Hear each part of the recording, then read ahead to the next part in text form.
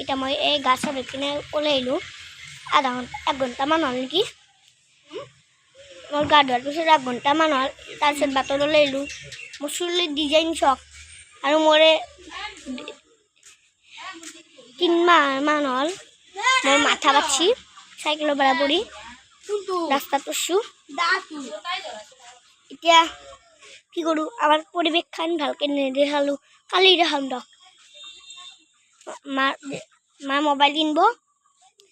যেতিয়া মোবাইল কিনিব তেতিয়া পুৰণা মোবাইলটো মোক দিব দিয়াৰ পিছত সেইটোত মই ইউটিউব চেনেল এটা খুলিম এতিয়া এনেই বনাই আছোঁ এতিয়া আমাৰ ঘৰটো দেখিছোঁ